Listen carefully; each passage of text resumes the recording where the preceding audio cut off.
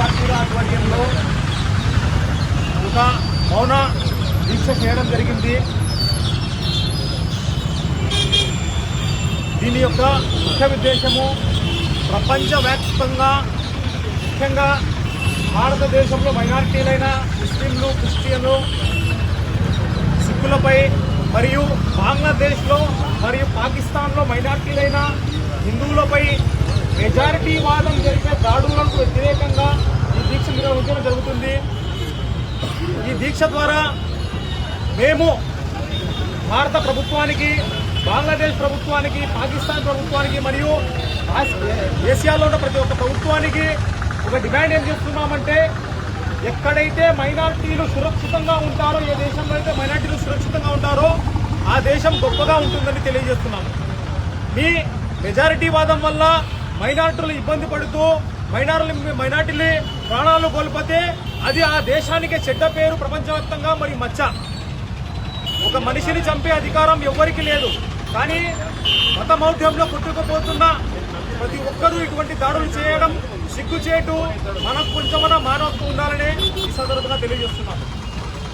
బంగ్లాదేశ్లో మన దీపుదాస్ అనే ఒక హిందూకి అందరూ మూకదాడి చేశారు. అది చాలా ఖండించవలసిన చర్య. అది ఒక మానవత్వానికే విద్రోహ చర్య. అదేవిధంగా మన భారతదేశంలో ఎంతో మంది దీపుదాసులు, వారి పేరు అఖ్లాక్ కావచ్చు, మరొక పేరు కావచ్చు, మరొక పేరు కావచ్చు, కొన్ని వందల మందిని ఈ బీజేపీ, ఆర్ఎస్ఎస్ గుండాలు నడి రోడ్డు మీద మరి వాళ్ళ ఇళ్ల చొరబడి కొడుతున్నారే, అది కూడా మెజారిటీ వాదమే కదా. దాన్ని కూడా ప్రతి ఒక్కరు ఖండించాలి. మరియు ఏదైతే బంగ్లాదేశ్ జరిగిందో దాన్ని ఖండించాల్సిన అవసరం ఎంతైనా ఉంది. ఈ దాడులను ప్రభుత్వాలు వెంటనే ఆపాలి. దీనికి జరగకుండా ఒక పార్లమెంట్లో చట్టం తేవాలి. మైనార్టీ రక్షణ చట్టం తీసుకొచ్చి ప్రతి ఒక్క మైనార్టీకి రక్షణ నిలబడాల్సిన అవసరం ఎంతైనా ఉంది. దానితో పాటు ముఖ్యంగా మన భారతదేశంలో బీజేపీకి ప్రభుత్వం 2014 నుంచి వచ్చిన తర్వాత చాలా మంది మేధావులను, రాజకీయ పార్టీల నాయకులను ఈడీ, ఎన్ఐఏ పేరుతో అరెస్ట్ చేసి వారి గొంతును నొక్కుతున్నారు. ముఖ్యంగా హిందువులని రెచ్చిపోయే బీజేపీగా ప్రశ్న వేస్తున్నాను. కేజ్రీవాల్ మీకంటే అసలైన హిందువు. ప్రతిరోజు తన ఇంట్లో హనుమాన్ చాలీసా పాటిస్తాడు. మరి ఆయననే ఒక ఫాల్స్ కేసులో తీసుకెళ్లి మీరు జైల్లో వేయలేదా? ఎక్కడ మీ హిందుత్వం? ఆయన హిందువు కాదా? కేజ్రీవాల్ కాదా? వేరే ఎంతమంది, శివసేన ఒక ముఖ్యమంత్రి, ఆయన కూడా మీరు జైల్లో వేశారు. ఏమైనా హిందువు కాదా?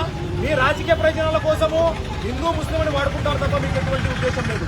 అదేవిధంగా ఎస్డిపిఐ నేషనల్ అధ్యక్షులు ఎంకే ఫైజీ గారిని కూడా దాదాపుగా 8 నెలలు కావస్తుంది ఈడీ కేసులో, ఫాల్స్ కేసులో అరెస్ట్ చేసి జైల్లో పెట్టారు.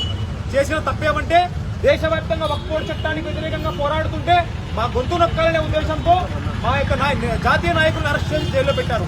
మీ యొక్క అరెస్టులకు ఏ రాజకీయ పార్టీ, ముఖ్యంగా భారతదేశంలోని ఏ రాజకీయ పార్టీ భయపడదు. కాంగ్రెస్ కానీ, కమ్యూనిస్ట్ పార్టీలు కానీ, ఎస్డిపి కానీ, వెల్ఫేర్ పార్టీ, ఏ పార్టీలు కూడా భయపడదు.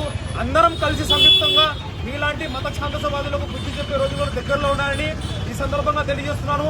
ప్రతి ఒక్క మనిషి, మానవత్వం ఉన్న ప్రతి ఒక్క మనిషి ఒకరి మీద దాడి చేస్తే, ఒకరిని అన్యాయంగా చంపేస్తే ఖండించాల్సిన ఆవశ్యకత ఎంత ఉందని తెలియజేస్తూ ఈ అవకాశం ఇచ్చిన అధ్యక్షుల వారికి ధన్యవాదాలు.